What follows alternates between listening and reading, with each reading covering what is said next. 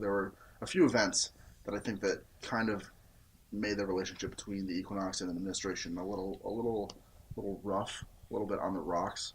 Um, and I think that in the past year, it's really gotten tough, and it's just unfortunate to me because it's an important relationship for the journalism department to have, and it's an important relationship for administration to have. And I think the fact that it is where it is just unfortunate for both parties. So I guess I think the conflict between the Equinox and administration continues because I think in large part it's due to a lack of communication. I think that administration kind of gets an inaccurate idea of what our goal is as the student newspaper. Our goal is to report the facts, good or bad, whatever that is, we want to report the facts. And I think that administration sometimes has the idea that maybe we're out here to report the wrongdoings of the college and make the college look bad.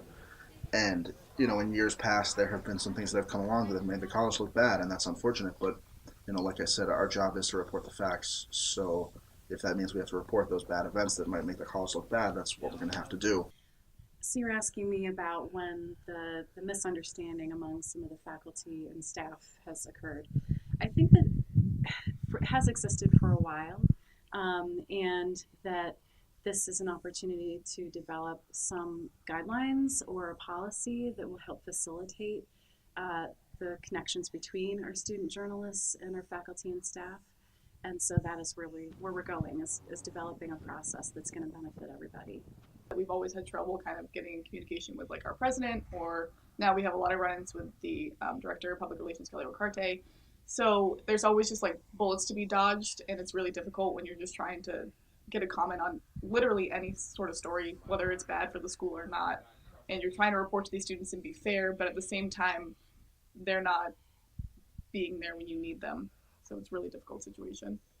Well, I think that there has been, over the years, at least in the last, I think Dr. Meyer referenced the last 16 to 18 months, the feeling that this journalism students need to have more access to certain people on campus, um, to develop their own interviewing and writing skills and journalism skills, which I think is really important to our student body. And everyone around the table absolutely agrees that that is a priority.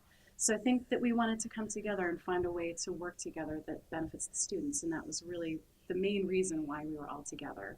So I think freedom of the press and freedom of speech is just so important, especially when you're in a situation where the government could be corrupt, even on a campus level. Like if your administration isn't, being just to the rest of the students, having the press there to be able to report on what's actually happening, what's going on in the world and on campus and wherever you are, is a huge, huge importance to not only the community but to, for maybe the administration or the government or whoever to realize, well, maybe we're doing something wrong and maybe we need to have these voices be heard.